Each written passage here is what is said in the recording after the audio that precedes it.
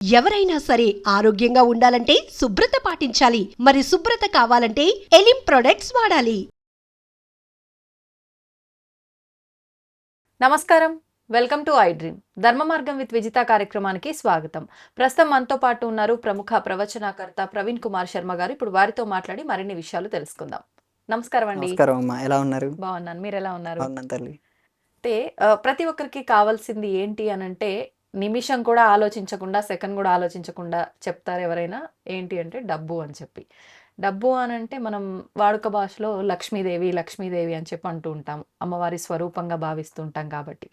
ఈ లక్ష్మీదేవిని ప్రసన్నం చేసుకోవడానికి రకరకాల విధానాలు ఉన్నాయి. కానీ శాస్త్ర ప్రకారంగా ఏమైనా విధానాలు, పద్ధతులు ఉంటే వివరించండి. తప్పకుండా తల్లి. 2-3 రకాల పద్ధతులు ఉన్నాయి. ఉమ్, ఒకటి, కొంచెం మంత్రాలు తెలిసి పద్ధతులు ఆచరించి బాగా చేసుకునే వాళ్ళకి సంపుటితంగా శ్రీ సూక్తం అని ఉంది, వేదంలోనే ఉంటుంది. ఉమ్, ఈ శ్రీ సూక్త పద్ధతి ప్రకారంగా సంపుటితంగా చేసుకుంటే కొంచెం బాగా విశేషం. శ్రీ సూక్తం వచ్చిన వాళ్ళు చేసుకుంటే దాని ప్రకారంగా చేసుకునే పద్ధతి. ఉమ్, ఇది అందరికీ తెలిసిన పద్ధతి కాబట్టి, ఇది పద్ధతి కాదు కాబట్టి దీని గురించి ఎక్కువ వివరించను. ఆ, అందరికీ తెలిసిన పద్ధతి మహాలక్ష్మి అష్టకం అని చెప్పి, ఉమ్, ఇంద్రుడు మహాలక్ష్మి అమ్మవారిని స్తుతించిన ఉంది. స్తుతించినటువంటి స్తోత్రం ఉంది.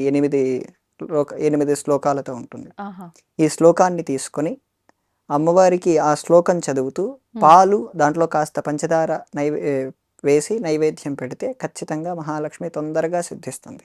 ఉమ్. ఆ శ్లోకం చెప్తారా?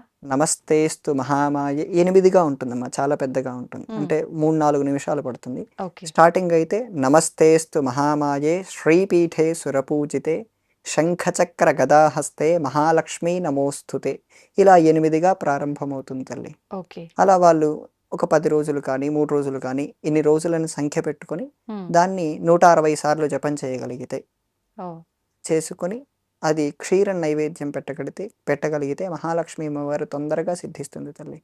ఇప్పుడు అంటే మనం ఏదైనా స్టార్ట్ చేస్తున్నాము అని అంటే తిది వార నక్షత్రాలు కూడా చూసుకోవాలి అని అంటారు కదా.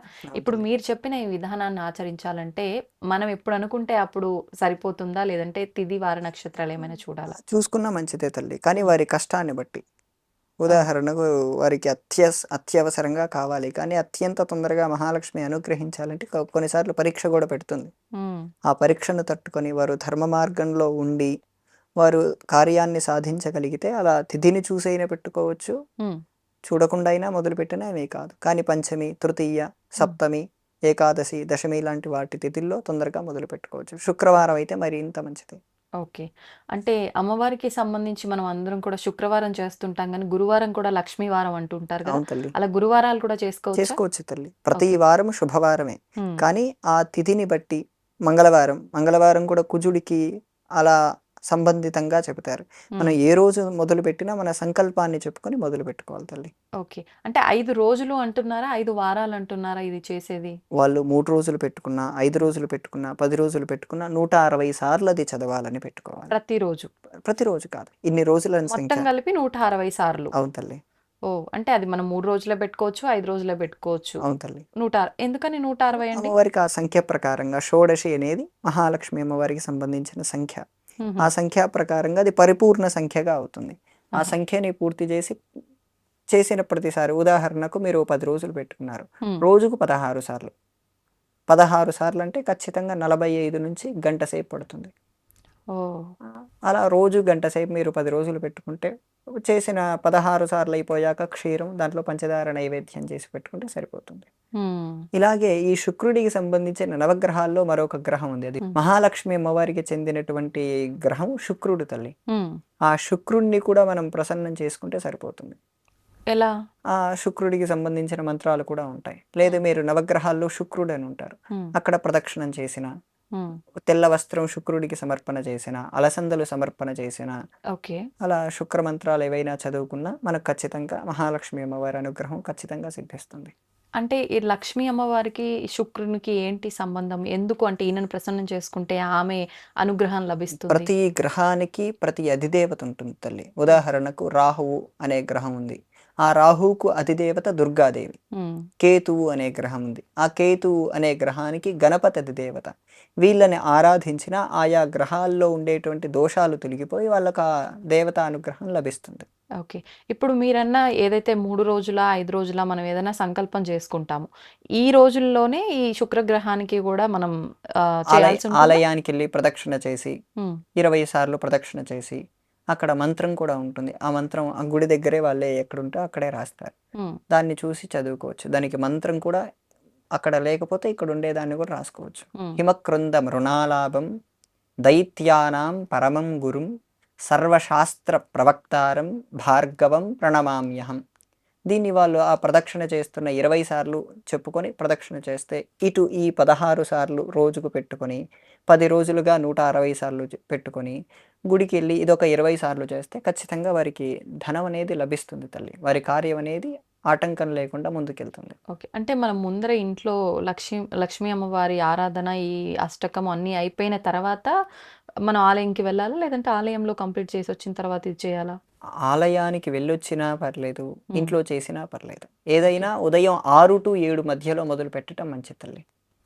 ఏదండి ఈ దీపారాధన అంటున్నారా? దీపారాధన కానీ, ఈ మహాలక్ష్మి అష్టకం కానీ, ఇప్పుడు ఆలయానికి వెళ్ళి 20 ప్రదక్షిణలు చేసి ఆ శ్లోకం చదువుకోవటం కానీ, ఏదైనా మీ వీలుని బట్టి ఉమ్, 6 to 7 మధ్యలో మొదలు పెట్టుకోవటం మంచిది. ఓకే. ఇప్పుడు ఈ నవగ్రహాలకు ఏ గ్రహానికి మనం ప్రదక్షిణలు చేసినా 9 ప్రదక్షిణలు అంటారు కదా, 20 ప్రదక్షిణలు ఎందుకని? శుక్రుడికి 20 ప్రదక్షిణ 20 సార్లు జపం చేయాలి తల్లి. 20,000 సార్లు జపం చేయాలి.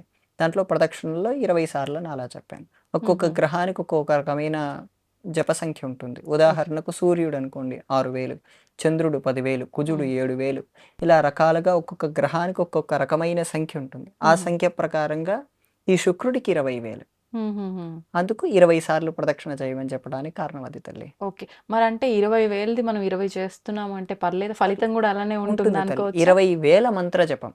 మంత్ర జపం. మంత్ర జపానికి 20,000. మ్మ్. దాంట్లో 10% ఆ మంత్ర జపం 20,000 సార్లు చేస్తే దాంట్లో 10% అంటే 2,000 తర్పణం. మ్మ్. దాంట్లో 10% మార్జనం అంటే ప్రోక్షణ చేసుకోవటం. మ్మ్. దాంట్లో 10% హోమం. మ్మ్. దాంట్లో 10% అన్నప్రసాదం అన్న భోజనం సమర్పణ చేయటం. దాంట్లో 10% ప్రదక్షిణలు వంటివి కూడా చేయొచ్చు. ఓ, ఏదైనా ఆ సంఖ్య ప్రకారంగా తగ్గుతూ 10% తగ్గుతూ దాంట్లో 10% చేస్తూ ఉండాలి తల్లి. మ్మ్. అంటే అలసంద అలసందలు పెట్టాలి అని అన్నారు శుక్రగ్రహానికి. మనం దానం కూడా ఏదైనా చేయాలి అని అంటే ఇవే చేయాల్సి ఉంటుందా? చేయాల్సి. దానం మస్టా? దానం అంటే శుక్రుడికి సంబంధించిన దానం అయితే అలసందలే చేయాలి. మహాలక్ష్మికి సంబంధించిన దానం అయితే క్షీరం కలిపి చేయాల్సి ఉంటుంది. ఓకే. క్షీరము, తండులం అంటే బియ్యము పాలు కలిపి సపరేట్గా పాలు ఒక గిన్నెలోను, మ్మ్. బియ్యం 1 కేజీ-పావు, మ్మ్. 2 దానం ఇవ్వచ్చు. ఓకే. శుక్రుడికి సంబంధించింది అలసందలో 1 కేజీ-పావు ఇస్తే మ్మ్. సరిపోతుంది తల్లి. నిజంగా లక్ష్మీదేవిని ప్రసన్నం చేసుకోవాలి అని అంటే ఎటువంటి విధానాలు ఆచరించాలో చాలా వివరంగా వివరించారండి. ధన్యవాదాలు. నమస్కారం అమ్మా.